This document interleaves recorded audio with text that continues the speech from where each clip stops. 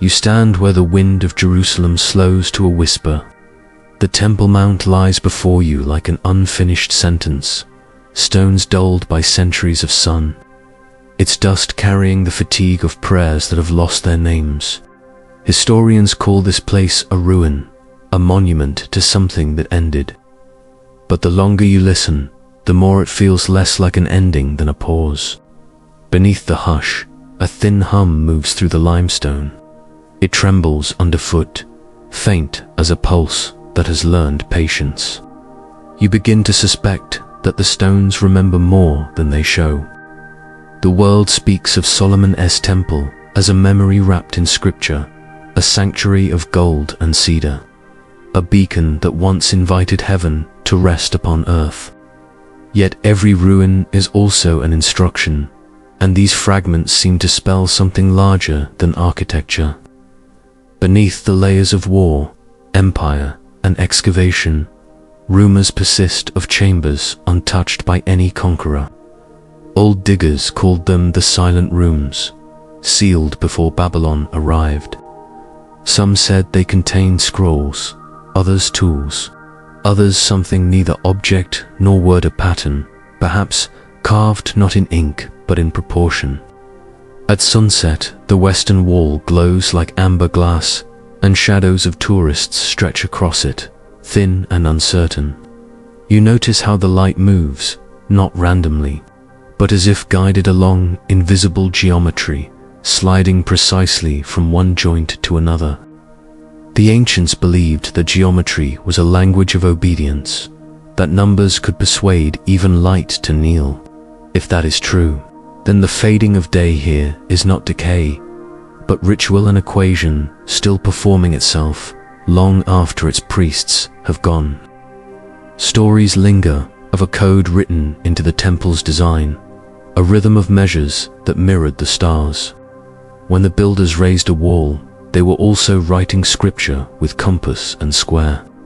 Some called it the Solomonic coda, covenant of ratios that linked heaven's order to the human hand.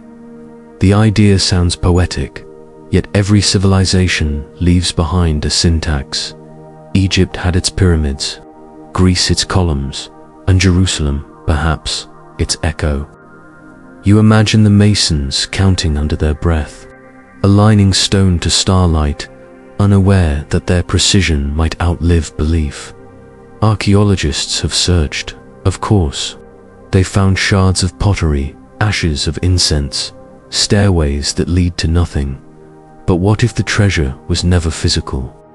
What if Solomon's true vault was built not to contain, but to teach its chambers arranged to tune the visitor the way a harp tunes air? A pattern like that could survive any siege, because it would live in proportion, not in stone. Destroy the walls, and the melody would remain, waiting for the next builder who could hear it.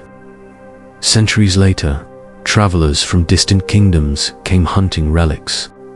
They sought gold, but what they found or thought they found was silence shaped into law. They carried it back across deserts, hiding it under vows of secrecy. The world remembers them as crusaders. Perhaps they were only couriers of a forgotten frequency. Each block of history they moved into place still hums faintly with that first tone. The night air grows cooler. You trace your fingers along the cracks where plants have rooted, their veins following seams in the masonry.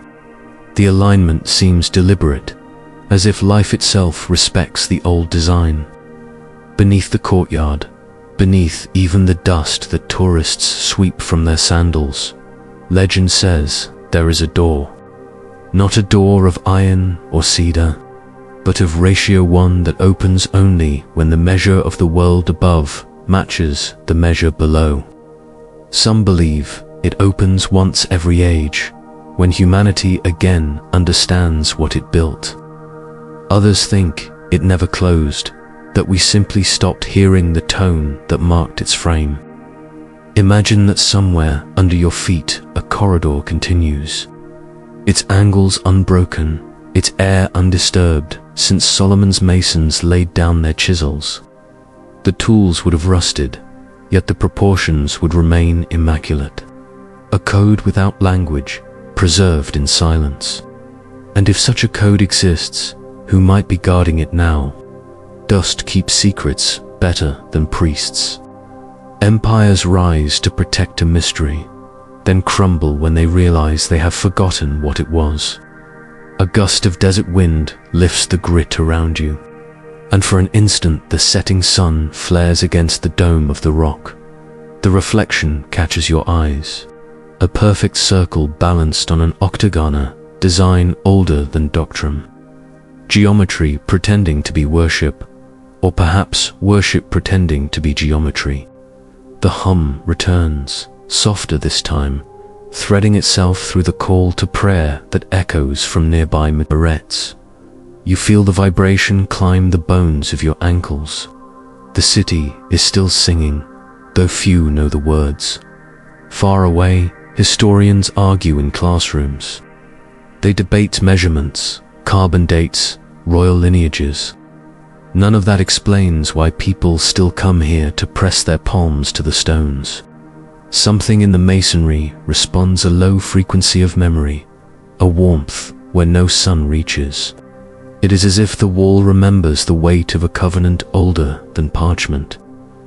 You can almost hear it asking to be finished, as though every prayer is another stone in an unfinished equation. The hum subsides. Night gathers, not like a curtain, but like a tide. You realize that every silence has layers. The silence of air, the silence of dust, and the silence that waits beneath both, patient as the door itself.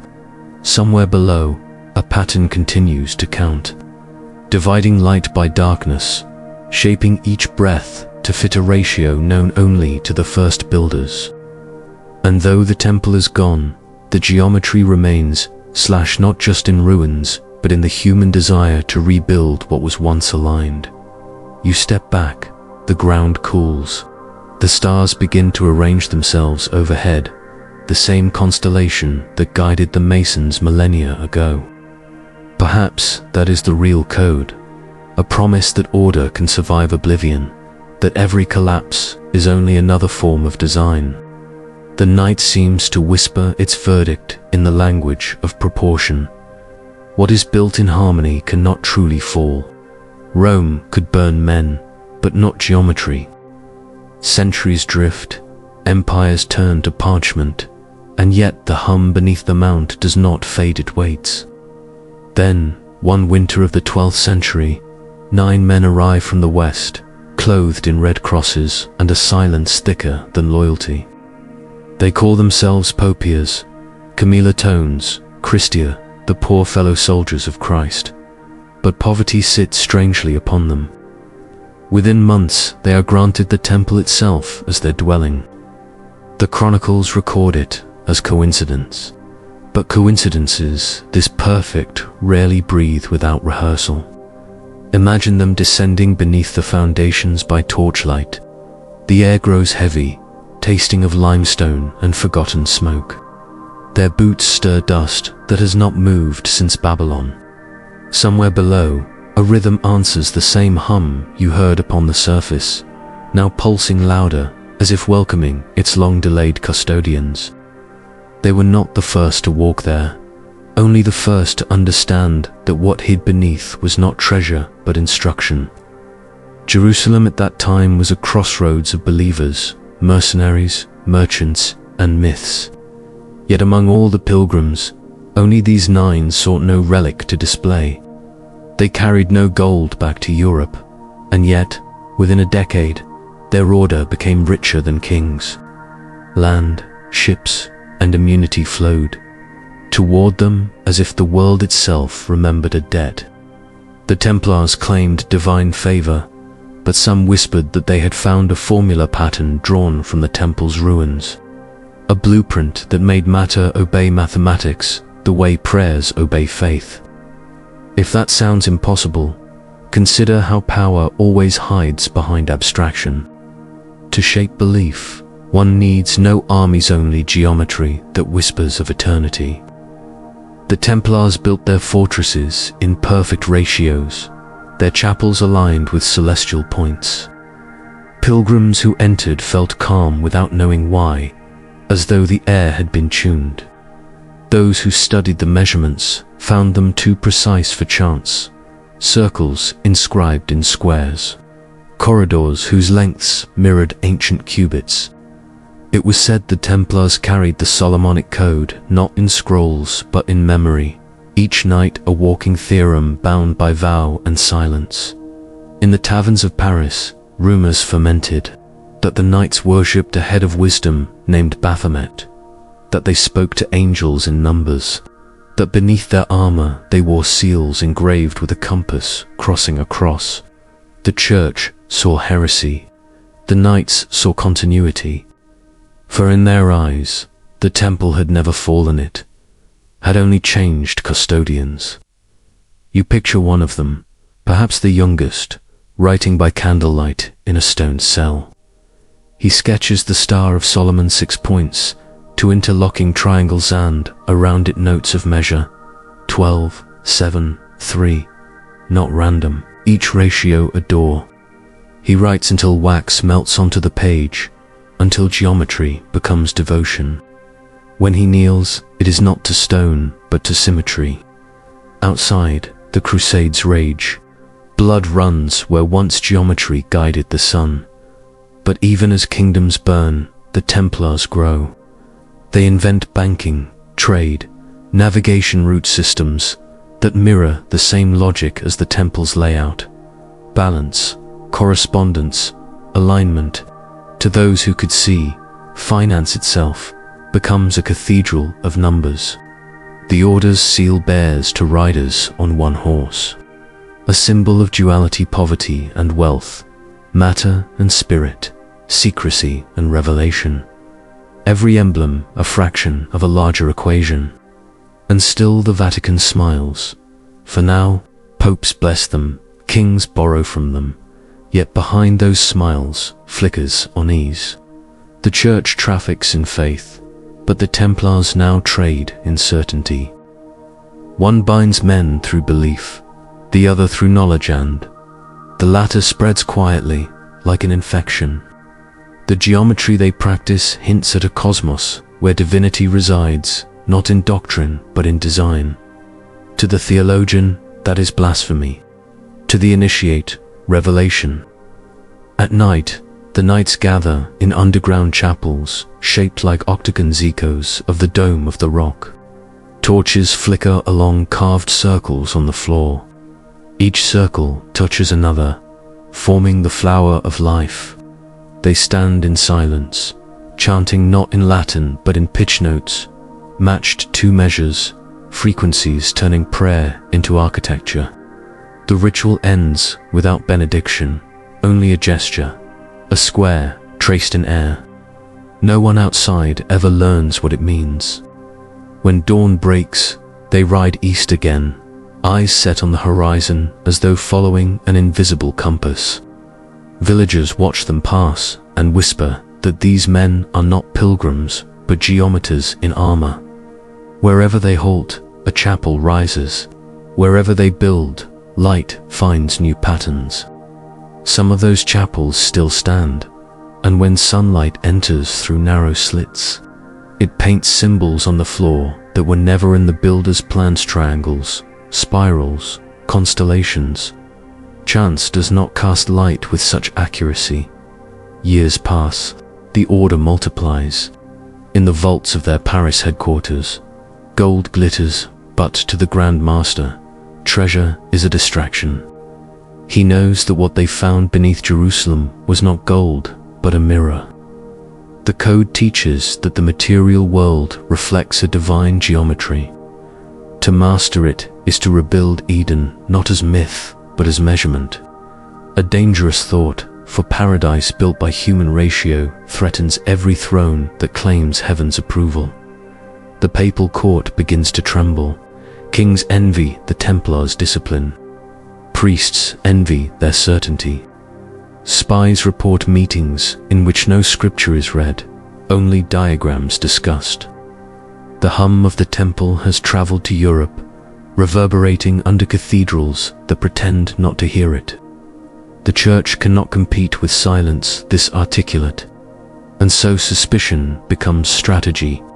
A future is arranged, one king's debt, one pope's decree, one dawn of arrests.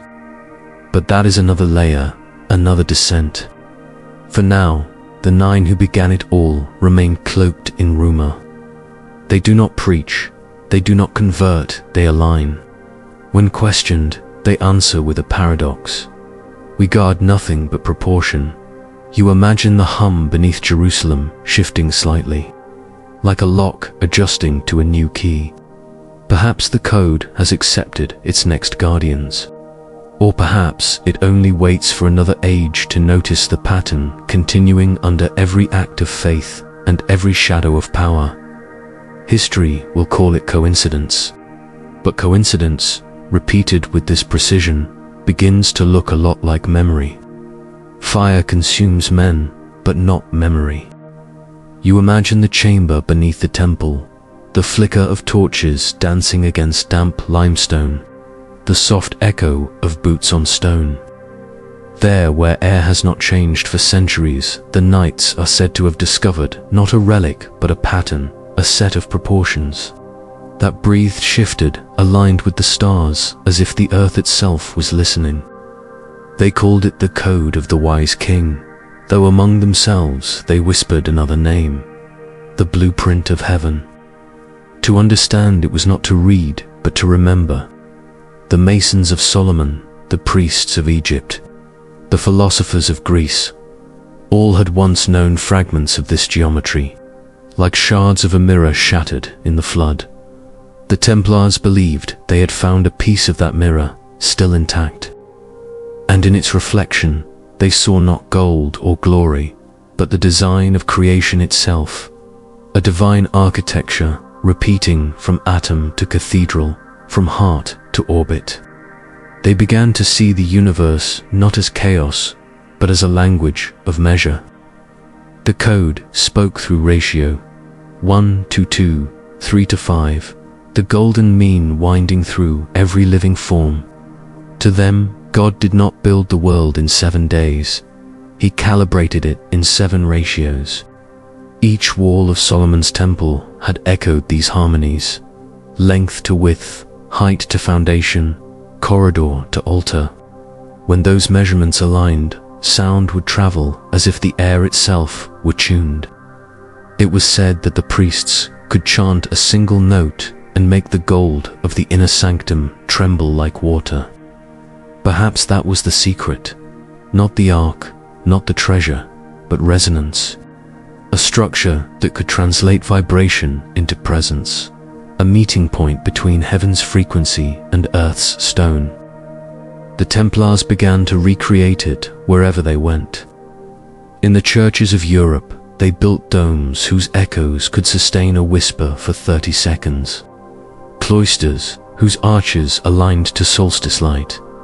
The code was not only geometry, it was obedience, a way to make matter remember its divine origin. The more they built, the more they began to change. They prayed less for forgiveness and more for precision. Their confessionals were not filled with sins, but with sketches. A knight might spend hours measuring the angle between columns, believing that each perfect proportion lifted his soul an equal measure toward heaven. When one of them died, his tomb was cut not in words, but in ratios, 2, 3 to 4 to 5. The eternal triangle, the secret alignment of every true temple. Rumors began to rise like smoke, that the Templars no longer worshipped Christ crucified, but Christ constructed, the divine architect, that their lodges echoed not with prayers, but with equations. The Vatican grew uneasy. To speak of God as geometry was to remove him from the throne and place him in the compass. Yet to the Templars, that was the highest reverence. God as pattern, everywhere and nowhere, infinite and exact. One chronicler from the 1200s wrote, "They build not to house the faithful, but to teach the stones to pray." And perhaps he was right. In the cathedrals that bear their mark, Roslin, Chartres, and beyond, you can still feel it, a pulse beneath the art. A rhythm of symmetry that bypasses the mind and settles in the chest. When light enters those halls, it moves as if choreographed, touching each pillar in sequence. Architecture becomes music slowed into stone. Scholars centuries later would name this sacred geometry, but to the Templars, it was something simpler, purer, a remembrance. The world before Babel had spoken this same language. They said, before words divided understanding. Every spiral in nature, every orbit of the planets, every vein in a leaf whispered the same grammar. The blueprint of heaven was not hidden, it was ignored. You can see them at work in your mind, white-robed figures sketching circles on dusty tables, measuring the angle between stars before laying the foundation of a chapel. They build in silence, yet the silence itself feels deliberate, ritualistic, a vow to preserve the voice of the code. Even their oaths begin to echo geometry. One vow reads, "I bind myself to the compass that binds the world." But perfection has a cost. As their mastery grew, so did their distance from the church that birthed them. They had touched something beyond doctrine, and no institution forgives transcendence. The Vatican began to suspect that what they called harmony was in truth heresy, a rebellion too elegant to name. Yet how could one condemn the architecture of light? How could one excommunicate proportion? The answer was fear. Fear that the code, if revealed, would free faith from authority. For a man who can hear the divine in measure no longer needs a mediator in robes. The Templars may not have realized how dangerous their discovery was, or perhaps they did, and continued anyway, choosing geometry over obedience. Night after night they studied, aligning maps of heaven with the blueprints of their temples. In the vaults of Paris, beneath candle smoke and the scent of parchment, they compiled diagrams said to describe the symmetry of creation. Circles nested within triangles, proportions that mirrored the human body. Some claimed Leonardo would later borrow from these manuscripts the perfect man inscribed in perfect form. If that is true, then the Renaissance did not begin with art, but with memory, the resurfacing of an ancient ratio. The blueprint of heaven was not merely a discovery. It was an invitation, a reminder that the same ratios which shaped galaxies also shaped the mind capable of perceiving them. To study it was to remember one's own architecture. And that, perhaps, was the true heresy. To look within and see the temple mirrored there. Outside, Europe trembled with war, famine, and plague. Kingdoms rose and fell, but the cathedrals remained, each one humming softly with the same divine pattern. No matter how many banners changed, the geometry did not. It waited, patient, like the hum beneath Jerusalem, the promise that heaven had not withdrawn, merely hidden itself in measure. You realize, standing in the echo of that thought, that knowledge to pure becomes indistinguishable from danger. The Templars had found a truth too symmetrical to survive politics. Their blueprints became confessions, their equations, accusations. And yet, centuries later, when light spills through stained glass in exactly the right angle, it still draws the same pattern across the floor. A silent signature of the code. The stars have not moved. Only our hearing has dulled. Fire consumes men, but not memory. Geometry remembers what words forget. The fire began before dawn. It was not the blaze of war, but the quiet kind, an official fire, sanctioned, clerical, justified. One by one, parchment scrolls turned to light, and the smell of ink gave way to ash. In the squares of Paris, under a sky too bright for morning, the Knights Templar ceased to be an order and became a warning. Accused of heresy, blasphemy, and a love of geometry greater than God, they were bound to stakes built with their own timbers and kindled by their own legend. History calls it justice. But fire has a habit of consuming what is visible while feeding what is hidden. The flames that licked the towers of their temples did not erase the code. They merely heated it until it fused with the stones. Witnesses swore that, as the Grand Master burned, he whispered not curses, but measurement serratios, like psalms, numbers as prayer. And in that final cadence, the geometry of silence absorbed another layer of meaning. The Vatican recorded a victory. The Church, having reasserted its authority, believed the covenant of symmetry was broken. Yet beneath their own basilicas, the same mathematics hummed softly. The very architects who rebuilt the cathedrals had been trained by the order they condemned.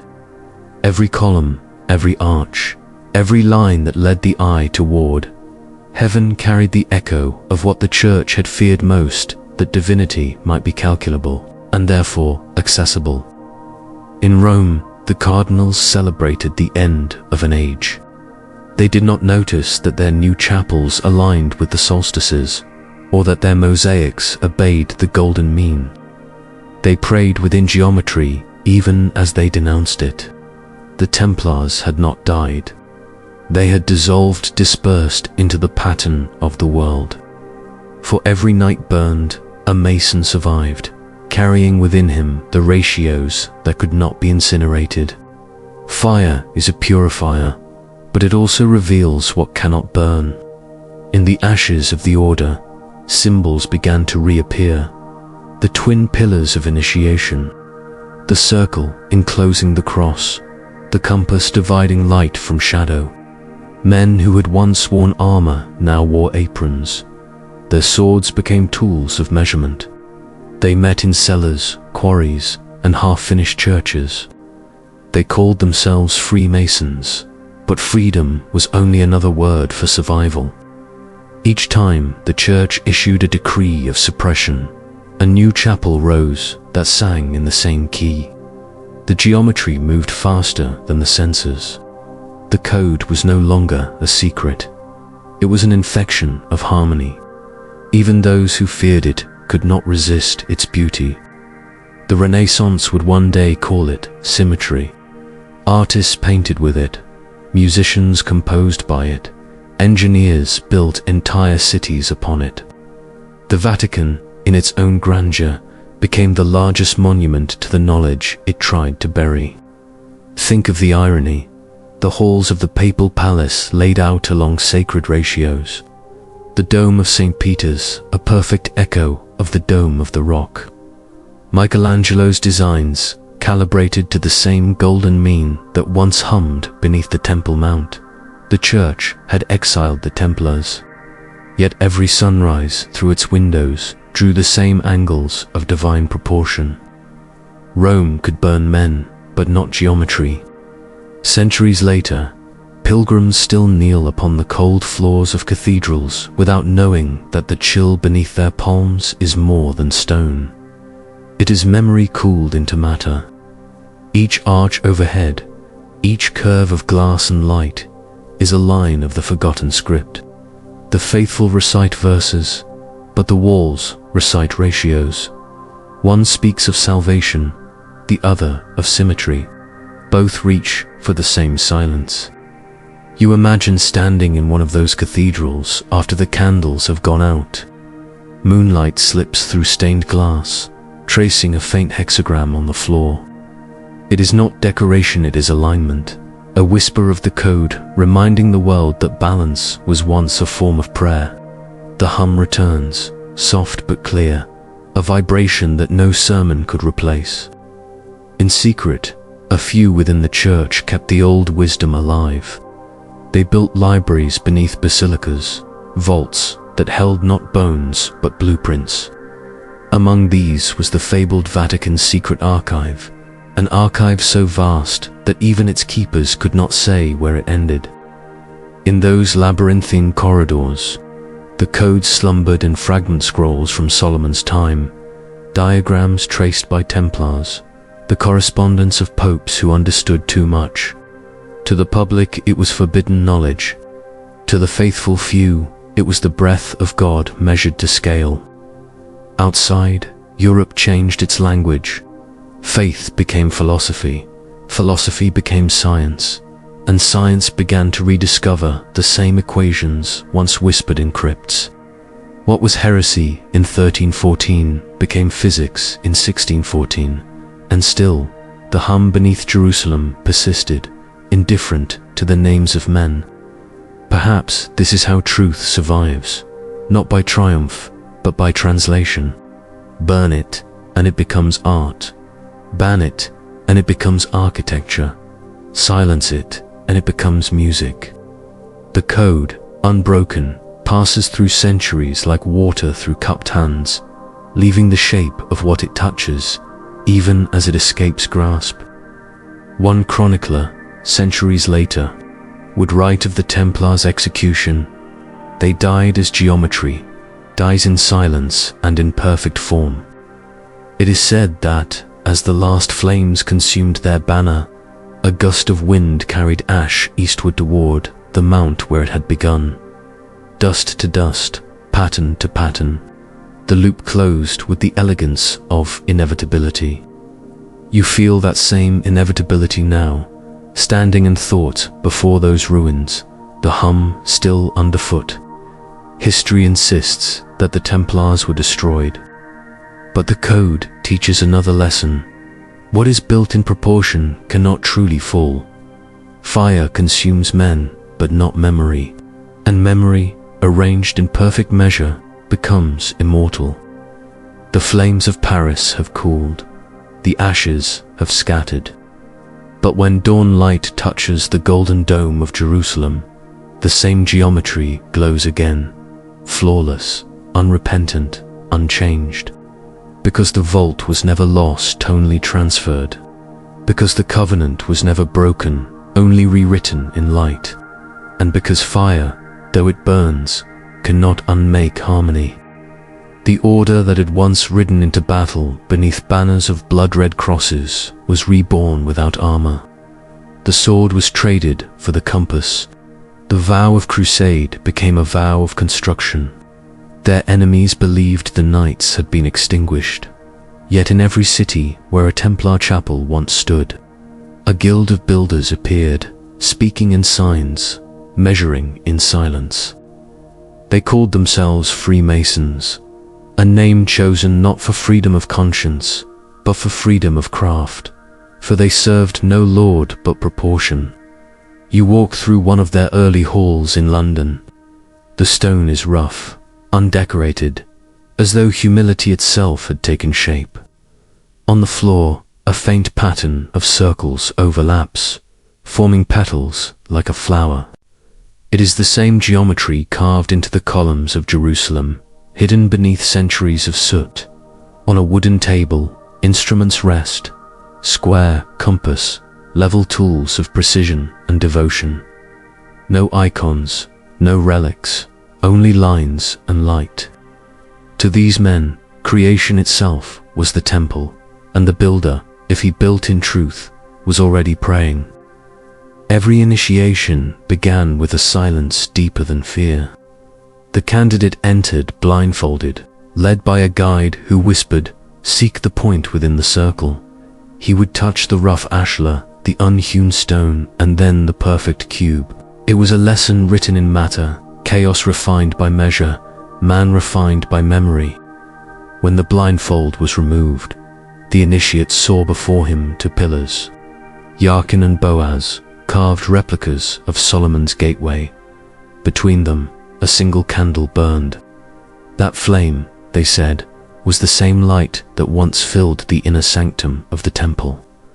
No longer a miracle, only geometry obeyed. The Freemasons were not warriors, yet they inherited the same discipline. Their battleground was ignorance. Their victory, understanding. They believed that knowledge was sacred, not because it was secret, but because it required alignment, a harmony between hand, mind, and heaven. To build a wall out of truth was holier than to build an empire out of conquest. And so they built. Cathedrals rose, bridges spanned impossible rivers, vaults curved with such precision that echoes folded upon themselves like prayer. Each stone placed with deliberate humility, each angle checked as though eternity were watching. But within that devotion was a quiet defiance. The Church taught that salvation came through obedience. The Masons taught that salvation was proportion remembered. They did not preach, they constructed. And every structure they raised was a sermon the Church could not censor, for stone speaks a language older than dogma. Their gatherings were small, candlelit, filled with smoke and oaths. They drank not for celebration but for continuity, toasting the lost brothers whose names could no longer be spoken. Some carried coins engraved with twin riders, others wore rings shaped like the square and compass. When asked their creed, they replied, "We build in memory of what was measured before us." A strange answer, unless you've heard the hum beneath Jerusalem. The code survived through these rituals, each gesture another ratio, each symbol a translation of something too vast for words. The handshake, the positioning of feet, the tracing of the compass in air, all were fragments of the geometry that once aligned a temple to the stars. The Freemasons did not claim to own it, they claimed only to preserve it. They were not priests or prophets, but keepers, tending a fire that burned without smoke. And as the centuries turned, that fire spread. Builders, philosophers, scientists, even kings joined their ranks. They found in the lodge a refuge from the chaos of creed, a place where measurement replaced miracle. There, under ceilings painted as constellations, they spoke of light not as grace but as equation. To the uninitiated, it seemed arrogance. To the initiates, it was remembrance. The divine architect had not left the world. He had hidden himself in its ratios. Still, secrecy invited suspicion. The Vatican, already wounded by its earlier purge, saw in these quiet circles a shadow returning. The Pope's decrees thundered once more, excommunication for any who entered the lodge. Yet even as the Church cursed them, it continued to hire their architects. The irony deepened. The very geometry condemned as heresy was now essential to the grandeur of God's house. The code had become indispensable, its beauty undeniable. And beauty, as always, is the most persuasive form of rebellion. In the quiet of the workshop, a mason runs his hands over a newly cut stone. He checks its edge, whispers a prayer that is more measurement than supplication. He lifts his eyes to the stars visible through the window. For him, they are not distant fires, but coordinates, lights that define the ceiling of the divine. His hammer strikes once, and the sound resonates perfectly against the vaulted roof. He smiles. In that echo, he hears the hum again, the same tone from beneath the Temple Mount, transposed but unbroken. The world still vibrates in tune, and so the lineage of builders continues, anonymous, disciplined, their cathedrals rising like frozen chords.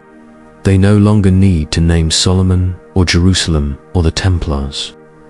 The memory is embedded in the mortar, passed hand to hand through the simple act of alignment. A wall squared true, a beam laid level, small acts of faith, more enduring than sermons. Their silence is not secrecy, but reverence. They speak only in ratio, for ratio cannot lie. You begin to realize that the code was never meant for the powerful. It was meant for the patient, for those who find in precision a form of prayer, who see in structure a reflection of something eternal. Warriors conquer, keepers remember. The world will always forget its kings long before it forgets its masons. In time, their lodges spread across continents. Temples became town halls, altars became drafting tables, and yet the geometry remained constant, the old pulse still beating beneath the floor. Every generation adds a layer of dust, but the hum keeps rising through it, unbroken. The Freemasons claim no revelation, no new covenant. They claim only this: to keep alive what the fire could not consume. Because to remember the measure of creation is to rebuild it, stone by stone, until even silence begins to sing again. Rome could burn geometry, but it could not silence proportion. They stand before every temple that remembers its origin, two silent guardians of symmetry, one pale, one dark, Yakin and Boaz. To most eyes, they are columns, architectural necessity, decoration. But to those who know the code, they are the pause between breaths, the threshold where form becomes prayer. You have seen them before, carved on ancient gates, painted in cathedrals, echoed in obelisks and towers. Even skyscrapers, unknowing heirs of mystery, repeat their posture against the sky. The Freemasons taught that no temple begins without them. The left pillar stands for strength, the right for establishment. But their meanings are fluid, to halves of a single equation. Together they hold the unseen arch, the balance of opposites through which all creation enters. When light passes between them, it divides into order. When shadow crosses their base, the world remembers that every truth is twin. In their lodges, initiates learn to walk between these pillars in silence. Each step is measured, deliberate, echoing the first crossing of the threshold of Solomon's temple. It is not a ceremony of entry, but of alignment, a recalibration of the soul to the geometry of the universe. Some say that at the precise midpoint between the pillars, one can feel a change in air pressure, as though reality itself inhales. Others claim that in that moment, for a breath's span, the hum beneath the temple mount becomes audible again, carried not through stone, but through bone. Artists, centuries later, would capture the image without the secret. In paintings of initiation, two pillars frame a doorway, a rising sun gleaming between. They saw beauty, not balance, design, not dialogue. But to those who remembered the code, the meaning was clear. No light without duality, no creation without opposition. The pillars were not symbols of faith, but of function, the architecture of being. You can trace their genealogy across civilizations. The Egyptians had their pylons, twin towers flanking the path to every sacred precinct. The Babylonians built ziggurats with mirrored stairways climbing in opposite spirals. Even the ruins of Göbekli Tepe, older than writing, hold pairs of monoliths facing east, as if waiting for a sun they already knew. The Templars, inheriting this lineage, placed Yakin and Boaz before every chapel. When they fell, the Freemasons continued the practice. Twin candles at the lodge's entrance, two columns etched into their seals, each a reminder that what stands must first be balanced. There is a legend whispered among the older lodges that the pillars were not merely symbolic, but resonant instruments. Their proportions, carved according to the golden mean, could transform sound into standing wave. When wind passed through the original gates of Solomon's temple, the vibration produced a tone inaudible to ordinary ears, but capable of aligning emotion. To stand between the pillars was to be tuned. The priests called it the voice of God. The builders called it calibration. Either way, it was the first chord of creation. Imagine that sound, not a note, but a vibration you feel in your ribs, a frequency that straightens your spine, clears your breath, draws a thread between heaven and marrow. That was the secret the Masons tried to preserve, that the divine could be experienced as resonance. The pillars were not gates to heaven, they were gates to harmony. And harmony, once heard, cannot be forgotten. Yet every threshold invites intrusion. Kings and priests sought to own the pillars, to stamp their emblems upon them, to claim the code as authority. But the geometry is impartial, it serves no crown. The moment one side dominates, the arch collapses. The Masons knew this, and so their rituals insisted on balance. Light is raised only because darkness holds it steady. Wisdom without strength crumbles. Strength without wisdom destroys. Between Jachin and Boaz lies the narrow passage every soul must walk. In time, the image spread beyond lodges and temples. 2 towers before a cathedral door, 2 torches flanking a stage. Even the frame of a doorway in an ordinary house all carry a faint memory of that first division.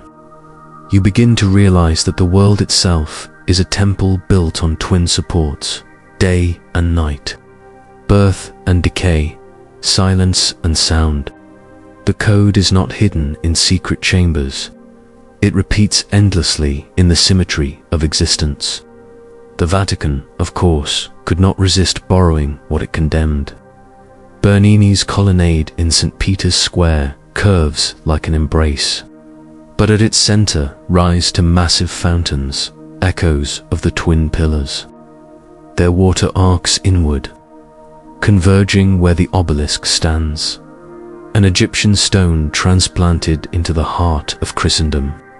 The symbol is older than belief and more honest than doctrine. The Church calls it triumph. Geometry calls it remembrance. The hum has never stopped. You hear it now in every balanced form, in the pulse between your heartbeats, in the rhythm of tides, in the orbit of twin stars. The pillars are everywhere, holding up not temples but time. To cross between them is to acknowledge the law of duality that sustains creation. Nothing exists alone, not even light. The Freemasons teach that when a man learns to hold contradiction without collapse, he becomes his own temple. His spine, the central column, his breath, the unseen arch.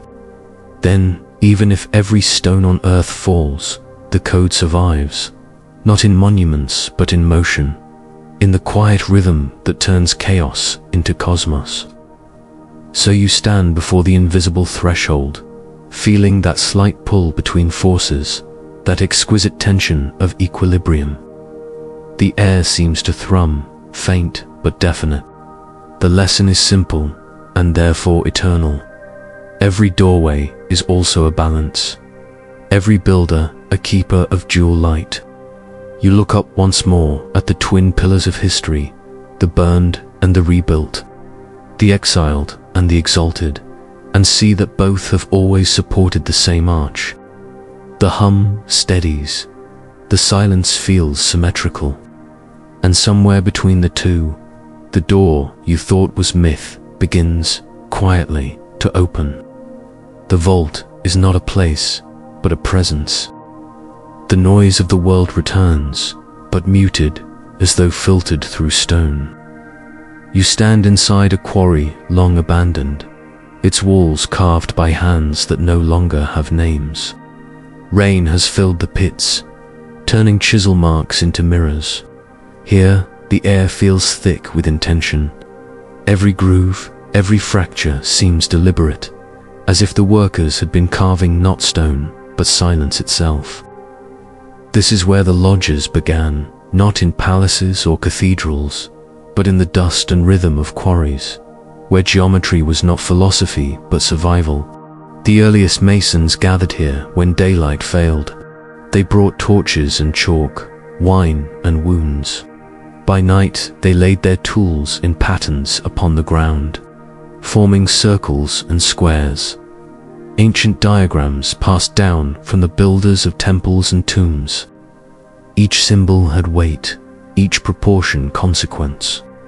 Their oaths were whispered not in Latin but in geometry. The line that divides is the same line that joins. They did not speak of God, only of alignment. To work true, to measure justly, to leave the stone better than they found it.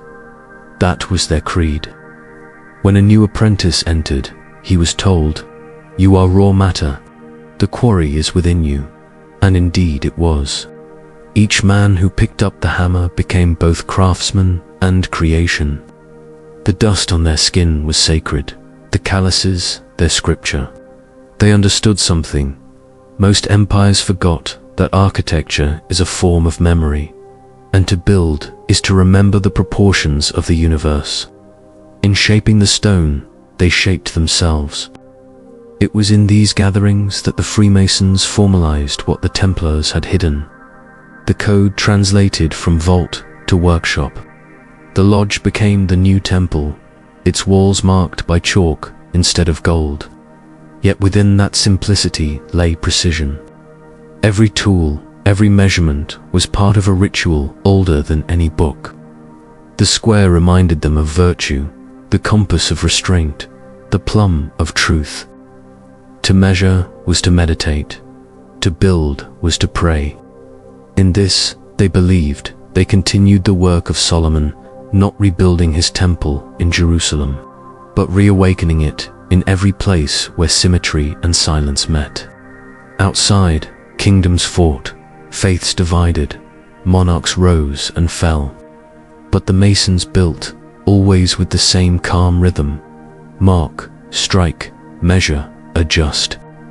Their lodges spread like veins of order through a body of chaos. In Scotland, in France, in the new cities of the Americas, they carried the code.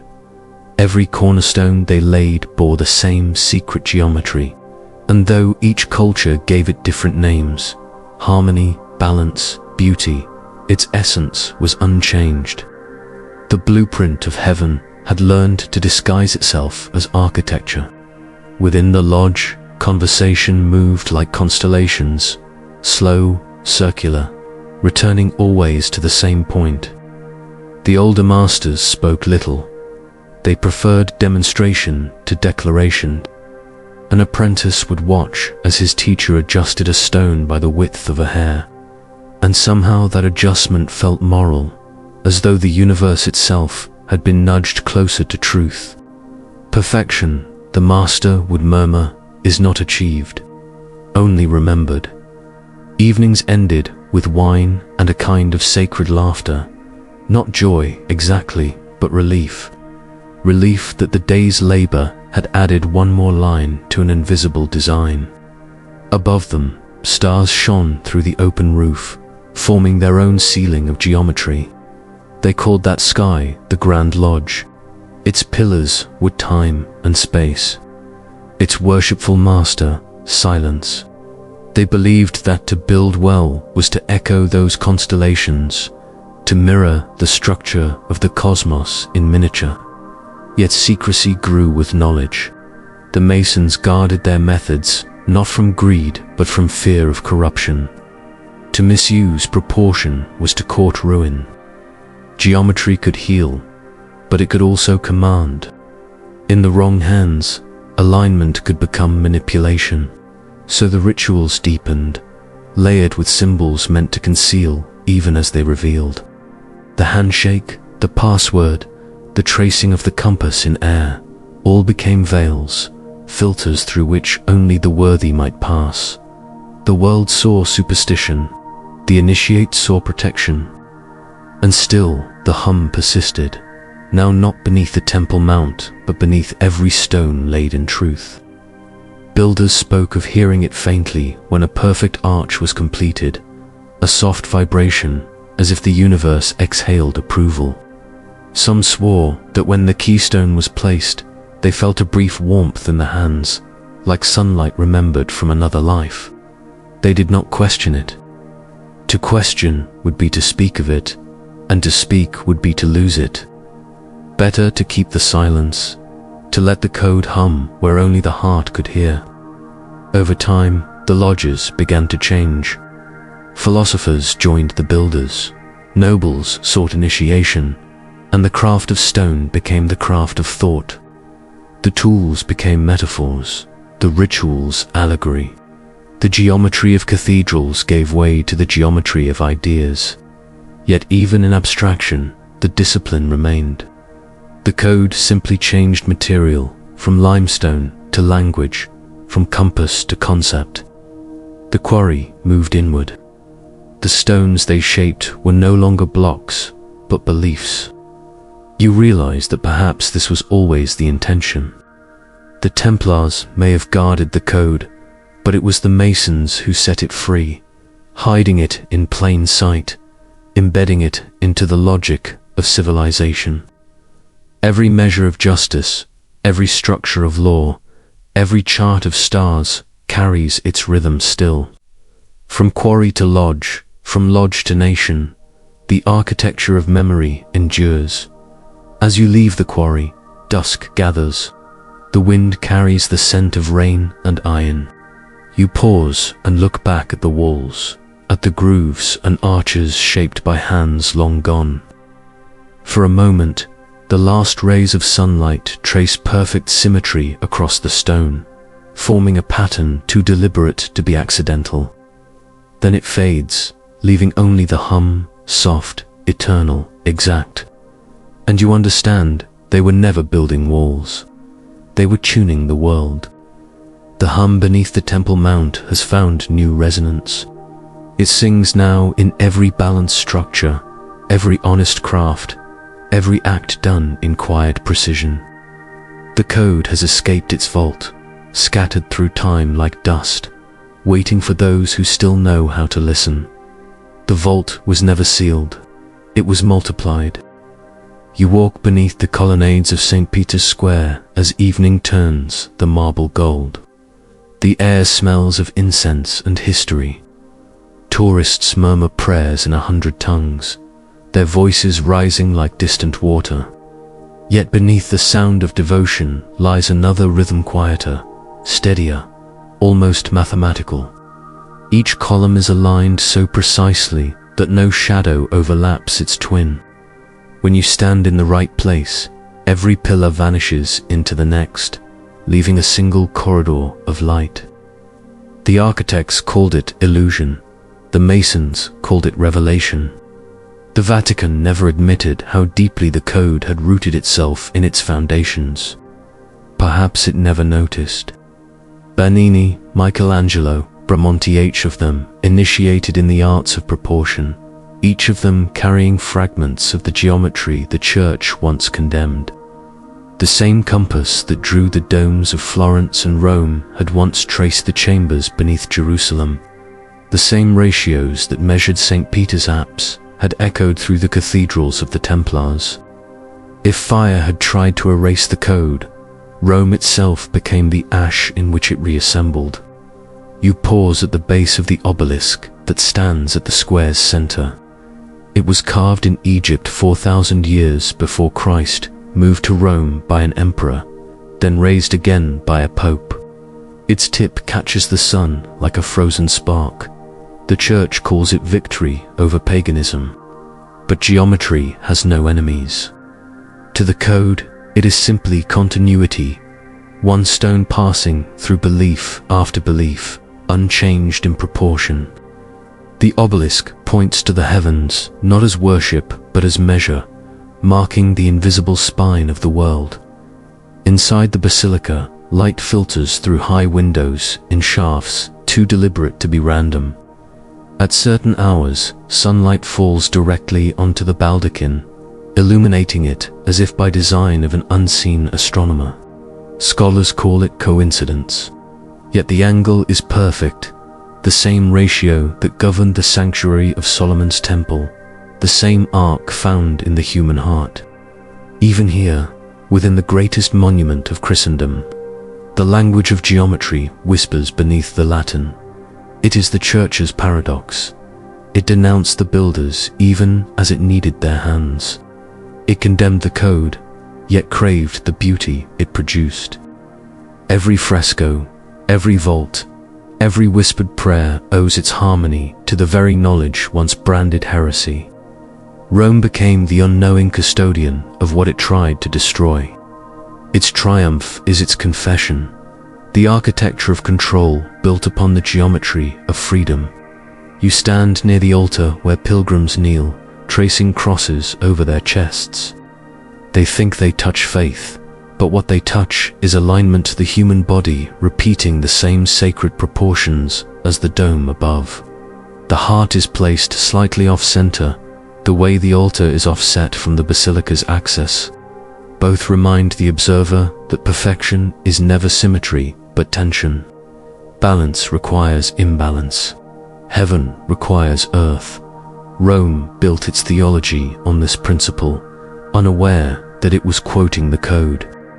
The marble floor beneath your feet is inlaid with circles within squares, designs derived from ancient diagrams of the Vesica Piscis, the intersection of two worlds. To the Church, it symbolizes Christ's dual nature. To the builders, it was the oldest expression of the geometry of creation, spirit crossing matter. Two meanings, one proportion. The paradox is complete, and above it all, the dome. Michelangelo's masterpiece rises like a planet suspended in gravity's quiet trust. Its curve follows the exact ratio of the golden section. Its ribs mirror the structure of a sunflower spiral. When sound rises within, the dome returns, it's softened, diffused, as though the air itself listens before answering. It is the same acoustics that once filled the halls of the Templars, the same hum.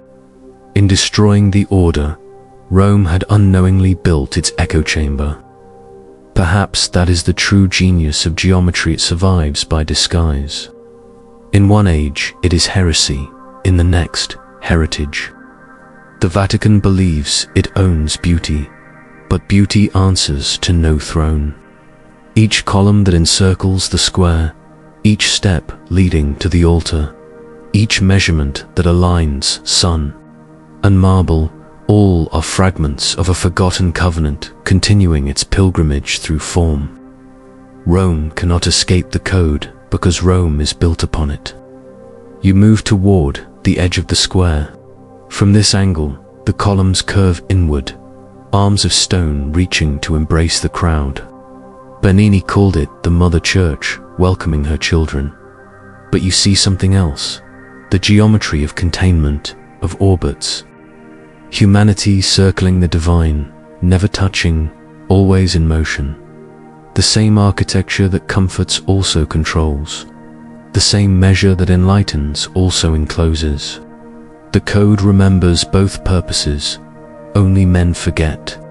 As the bells toll for evening mass, shadows lengthen between the columns, forming lines that converge toward the obelisk's base. For a moment, the entire plaza becomes a clock, the earth turning, the sun marking its descent, time itself submitting to the precision of design.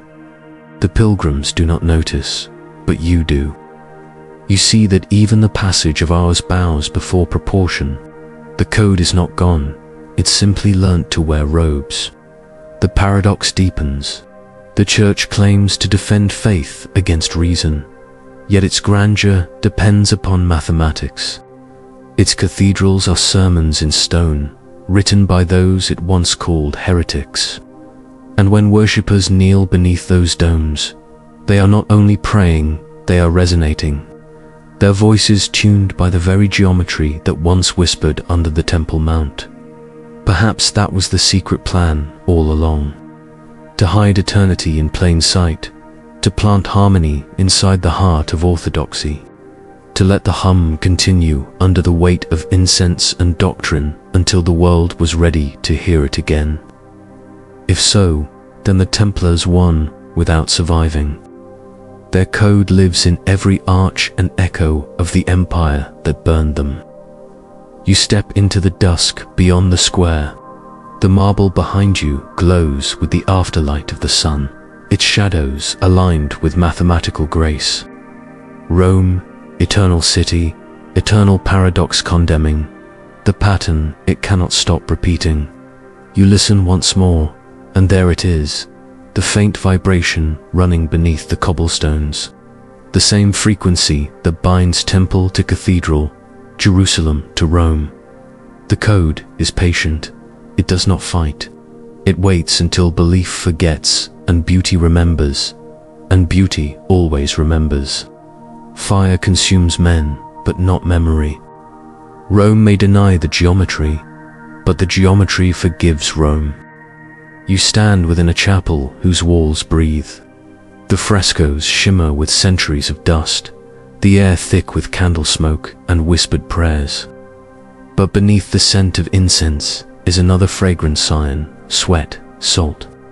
The smell of labor, of skin meeting stone. For every cathedral was first to body its bones, scaffold, its skin plaster, its pulse the hammer's rhythm. The code, once hidden in architecture, began to move inward, taking residence not only in stone but in flesh and blood. The Masons had long suspected that geometry was not external. It lived in the body, the curve of a rib, the spiral of an ear, the precise architecture of the heart. The divine ratio, the golden section, the symmetry of the skull reflected the same proportions used to raise temples. Man himself was a living compass, his limbs an echo of the original blueprint. To the ancients, this was not metaphor but proof. The universe had written its formula into human design. Every gesture, every heartbeat was a repetition of the sacred measure. The Freemasons preserved this truth through ritual. Each movement, each handshake, each tilt of the head followed patterns drawn from that inner geometry. Initiation was not about learning, it was about remembering. When a new brother entered the lodge, blindfolded, he retraced the steps of the first builders, moving from rough to refined, from chaos to symmetry. The lodge was the universe in miniature, but the initiate was its mirror. His awakening symbolized the reactivation of the code within human form. You can almost feel it, the hum that once lived beneath the Temple Mount, now resonating inside the body. A pulse beneath the ribs, a current in the blood. It was said that the true temple could not be destroyed because it lived in those who remembered its proportions. "We are the stones," whispered the old masters, "and our blood is the mortar." In time, this idea spread beyond the lodges. Artists painted it into icons, the halo, not a symbol of divinity, but as geometry of energy. Physicians mapped it into anatomy, tracing the same spiral in veins and galaxies alike. Alchemists saw it in the circulation of metals, mystics in the rhythm of breath. The code, having survived fire and exile, now found its strongest refuge, the human form. Flesh became cathedral, bone became pillar, and consciousness the inner sanctum where silence and proportion met. Even the church, without admitting it, began to reflect this transformation. The rituals of Mass, the kneeling, the procession, the sign of the cross all, followed the same geometry of balance. Every movement framed by proportion, every prayer timed by rhythm. The worshipper, unwittingly, performed the code with his body. What had once been condemned as heresy now pulsed quietly within orthodoxy itself. The divine architect had moved his temple from stone to skin. But there was another transmission, more mysterious still, the passing of the code through bloodlines. Some believed that Solomon's wisdom had not only been written in symbols, but carried in seed an inheritance of memory embedded in the body itself. From the union of Solomon and the Queen of Sheba, legends claim, came a lineage of rulers who carried fragments of the covenant in their very blood. Their eyes saw proportion naturally, their hands built with instinctive precision. Ethiopia called them Solomonic, Europe called them divine right. In truth, they were neither royal nor divinely resonant. Their blood remembered what most had forgotten. These bloodlines wove through history like threads of light through tapestry. Knights, scholars, artists, even popes bore the mark of that subtle inheritance, a strange sensitivity to harmony, an obsession with design. They were drawn to geometry as moths to flame, unable to resist its pull. Some used it to build, others to rule, and a few to destroy. The code does not discriminate. It amplifies the hand that wields it. Balance and tyranny, both can be built from perfect proportion. Perhaps that is why secrecy persisted, not to hoard power, but to protect humanity from itself. For the same geometry that aligns temples could also align armies. The same resonance that heals could command obedience. The masters of the lodge feared what might happen if kings fully understood the pattern that governed both matter and mind. So they hid it behind allegory, within architecture, in bloodlines too diluted to trace. The code became myth again, safer in silence than in speech. Yet every few generations it awakens. A painter sees divine ratio in his canvas and calls it beauty. A physicist discovers symmetry and calls it law. A composer hears proportion in sound and calls it music. Each of them touches the same current, unaware they are participating in the oldest covenant, the alignment of creation with itself. The code breathes again through them, the hum finding new instruments. You close your eyes and listen. The rhythm of your pulse aligns with your breath, and for an instant you sense the architecture within the arcs of ribs forming domes. The spine, a column, the skull, a vault. Light flickers behind your eyelids like stained glass. You are the temple. You always were. The builders outside only mirrored what was built inside. Stone, flesh, and blood, the trinity of endurance. The first remembers through weight, the second through sensation, the third through lineage. Together they form a single organism of memory. That is why the code cannot die. It is not stored in archives or inscribed on walls. It circulates, it breathes, it dreams. Perhaps this is what the ancients meant by immortality, not endless life, but endless resonance. The geometry of being, echoing through bodies, through ages, through civilizations. We are not its owners, only its instruments. The hum moves through us as wind moves through organ pipes, each of us a note in an unending chord. And in that realization lies a quiet mercy. For even when temples fall and empires forget, the code continues, patient as blood, unbroken as breath. The builders were right, we are the stones, and the temple is still under construction. Fire consumes men, but not memory. Memory moves in blood, and blood never truly stops. Paris, October 1307. Dawn smells of wax and fear. On the Isle de la Cite, the Seine carries mist like breath over a secret. At the king's command, soldiers move through the city in silence, their boots muffled by fog. Within hours, every Templar in France will be seized. The order that once guarded the geometry of God is accused of heresy, and its masters will awaken to chains. But what history never records what the smoke of centuries has half concealed is that a pact was signed before the arrests began. A covenant of silence, drafted not in ink but in understanding. They called it Le Pacte, efface the erased pact, a treaty between the doomed and their destroyers. The church could not allow the order to survive, yet it could not afford to lose what the order knew. So in secret, beneath the palace of the popes at Avignon, envoys met in candlelight.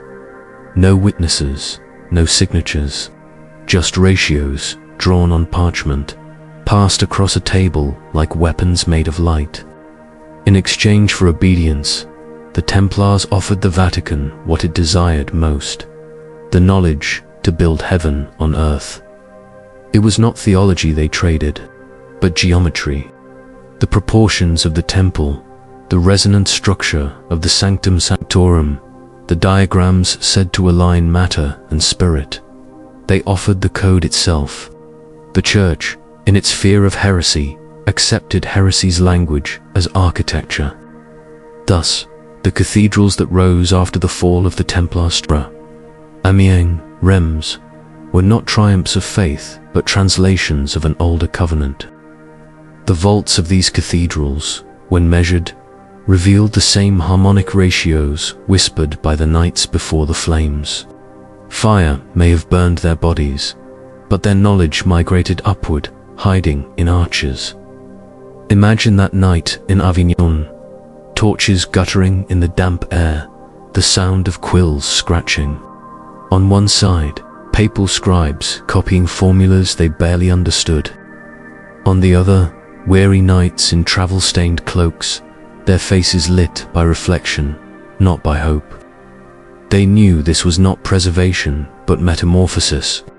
The code would survive only by disguise. And so they agreed. The geometry would be sanctified as divine measure, renamed canon of beauty, and folded into the Church's art.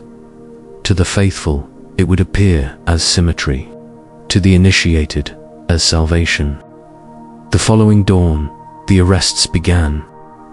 King Philip's men stormed Templar fortresses, seizing gold, parchments, lives. But the vaults they ransacked were already empty. The most dangerous scrolls had been delivered to the Church itself, hidden in the one place no one would think to search the Vatican's own archives.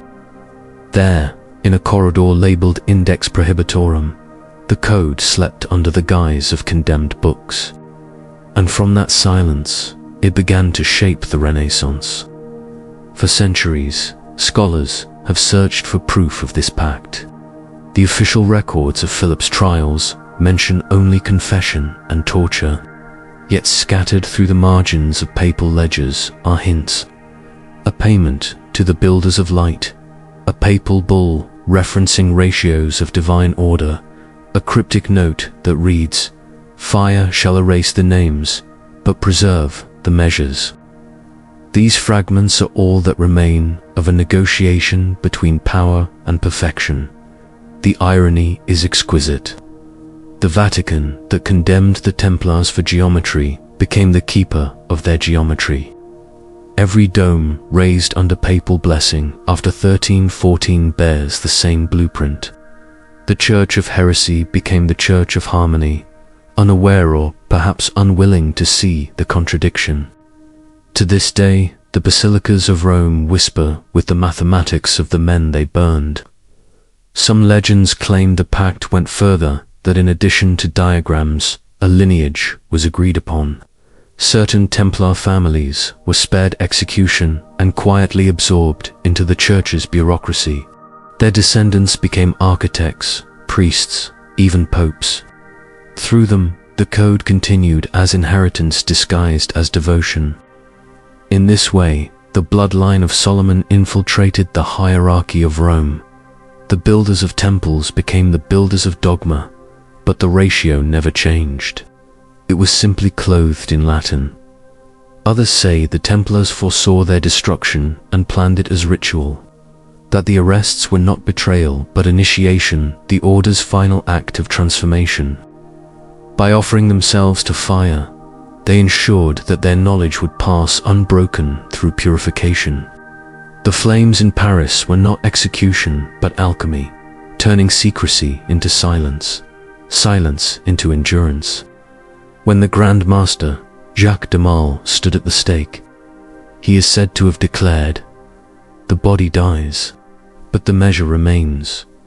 Those were his last words, an epitaph for geometry itself. You picture the ashes drifting over the Seine, falling upon the city like invisible dust.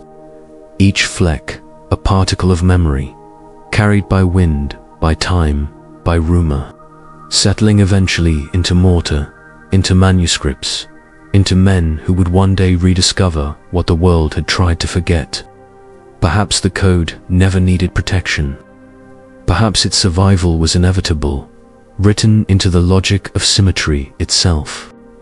The erased pact was not a compromise.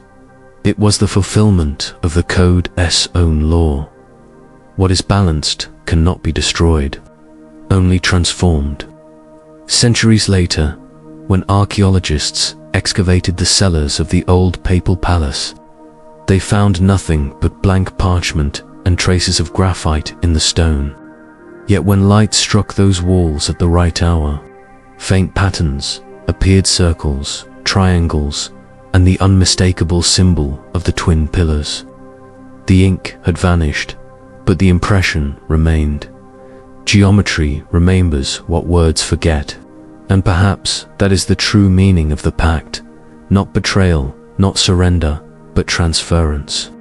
The knowledge moved from heretics to hierarchs, from secrecy to sanctity, from memory to matter. Like current through copper, it flowed unseen but unbroken. The church became its vessel, its guardian, its contradiction. You look toward the horizon, where the spires of Paris pierce the mist. Somewhere beneath those stones, beneath the centuries of war and empire, the ashes of the Templars mingle with the dust of saints. Above them, cathedrals rise on foundations laid by both.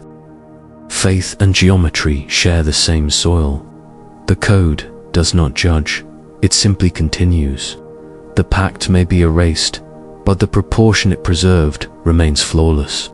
And every sunrise over the Seine, every shadow cast by Notre Dame's flying buttresses, is its signature still written, not in ink, but in alignment. Fire consumes men, but not memory. Ashes scatter, but proportion endures. The vault was never sealed, it was only redrawn. You arrive at Chartres at dawn. The mist clings to the valley like unspoken reverence, and through it the cathedral rises tall, precise, alive. The bells are silent, yet the whole structure hums faintly, as though the air inside it still vibrates from some distant chord. Every block of limestone here has been placed according to ratios whispered across centuries. It is a place built not to store faith, but to measure it. They say Chartres was raised where a temple once stood, an older shrine, dedicated to a mother before Mary had a name. Beneath the nave, the crypt curves in perfect spiral, following the same geometry as the Milky Way. The masons aligned its axis with the solstice sun, so that once each year, light slides through the southern window and strikes a single brass plate set into the floor. At that exact moment, the cathedral ceases to be structure and becomes sundial. It remembers that time itself is part of the design. The congregation calls it miracle. The builders called it alignment. You walk the labyrinth embedded in the stone path of 11 circles, neither maze nor metaphor. Pilgrims used to walk it on their knees, tracing the spiral of creation from above. The pattern mirrors the diagrams found in Templar manuscripts, the unfolding of the cosmos from a single point, each rotation an octave higher in frequency. To walk it was to move through history itself, to return to the center where silence begins. Even now, when your steps match the rhythm of breath, you can feel the resonance in your chest, the hum, patient, exact. Cathedrals like Chartres, Amiens, and Roslin were more than churches. They were memory-made architecture. After the erased pact, the code needed new flesh, and stone was chosen against stone, transfigured by mathematics, stone that could think, their walls taught in secret, the rose window depicting the geometry of light, the arches tracing the arc of the golden ratio, the spires aligning with the constellations. To the faithful, beauty. To the initiated, a map. Each cathedral, a node in a vast network of proportion stretching across Europe, as if the continent itself had been drafted on sacred parchment. Walk their corridors, and you move through equations translated into air. Each vault amplifies sound in precise frequencies. Each step along the nave echoes in 7 tones, the same 7 that tuned the lyre of Orpheus, the same 7 that structured the visible spectrum. You realize these buildings were not static, they were instruments. The code had evolved from design to resonance. Worship became acoustic, light became language, and architecture turned into memory's most disciplined form. You pause before the rose window. Morning sun ignites its glass into fire, blues deeper than oceans, reds older than rust. The light passes through scenes of saints and angels, but beneath the imagery lies geometry petals, radiating from a central circle, each one separated by 30 degrees. The same divisions govern the zodiac, the compass, the very orbit of the earth. The window is a clock, a calendar, a portal. It tracks not only time but proportion, reminding those who stand beneath it that creation is repetition, and repetition is prayer. Roslin Chapel, carved centuries later, extends the same grammar into stone filigree. Its columns twist like DNA strands, the ceiling patterned with stars that match the positions of planets in 1446. Some say the masons encoded music into its carvings, the precise patterns of resonance discovered in modern science only centuries later. When certain notes are played, the chapel sings back as though it remembers. You can almost imagine the builders smiling. If geometry is the body of God, then harmony is his voice. From these cathedrals, the code crossed oceans. The same principles that aligned Chartres Nave to the solstice guided the planners of Washington, D.C. Its avenues arranged in pentagonal intersections, its monuments forming the flower of life when seen from the air. The architecture of memory had become the architecture of empire. The builders no longer wore aprons, but their cities carried the same signature. The geometry of heaven transposed onto the earth. The masons called it squaring the circle, bringing the divine into the material. Each new capital, each obelisk, each dome was a continuation of the same silent vow that began beneath Jerusalem to preserve the measure. Even when words failed, form remembered. The code was now global, its pulse carried through design, its hum woven into skylines. Cathedrals, temples, government halls each tuned to the same invisible key. The world itself had become an instrument of memory, and yet, for all its precision, the meaning faded. The builders built without knowing why. Architects copied ratios because they were beautiful, unaware that beauty was simply the residue of truth. The code had become instinct, a genetic memory of balance. Humanity could forget the story, but not the symmetry. That is the perfection of the design. Even in ignorance, the pattern reproduces itself. The vaults hum, the cities align, the stars mirror the stones. Consciousness is optional. Continuity is not. You step outside. The morning fog has lifted.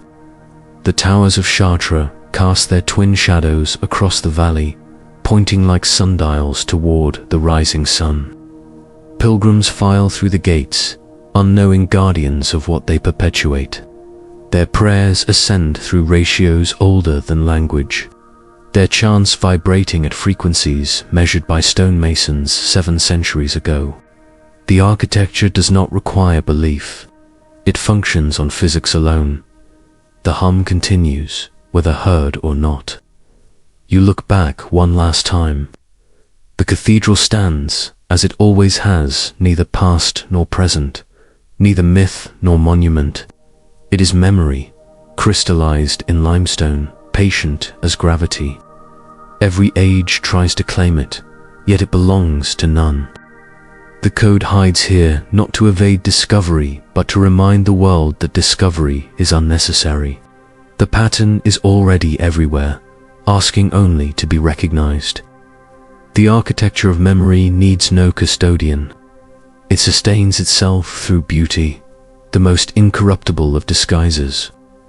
When all else fades, empires, doctrines, names, the measure will still be standing, quietly singing to the morning light.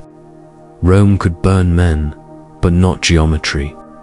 Geometry became the cathedral, and the cathedral remembers. You find yourself in a library that smells of smoke and dust, not of neglect, but of survival. The shelves bend beneath the weight of forgotten atlases, their edges marked with the fingerprints of dreamers. Between these pages, another phase of the code unfolds, not in cathedrals or temples, but in revolutions. It no longer hides in stone, it speaks through symbols. By the 18th century, the geometry that once aligned temples now aligned ideals. The old masons had become philosophers, their hammers traded for compasses of thought. In taverns and candlelit chambers, men whispered of liberty, equality, fraternity, words drawn from the same ratios that governed the arches of Chartres. The balance that once held heaven and earth now measured justice and power. Geometry had become politics, and the blueprint of heaven was being redrawn as the architecture of the human will. Look closely at the flags of revolution, the triangle of liberty, the circle of unity, the five-pointed star, all born of geometry.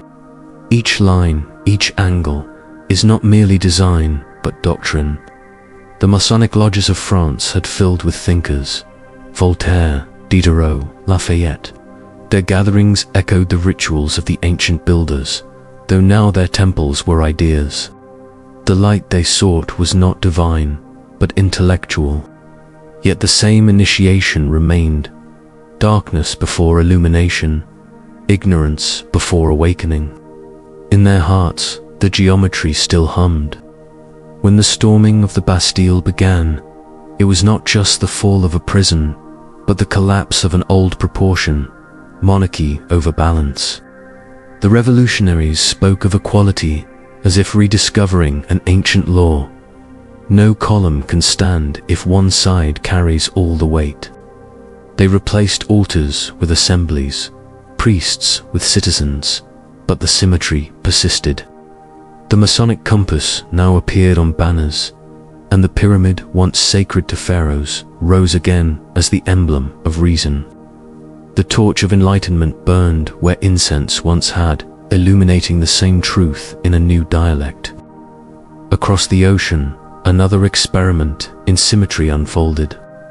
Washington, D.C., conceived by men who called themselves brethren, was built like a ritual in stone.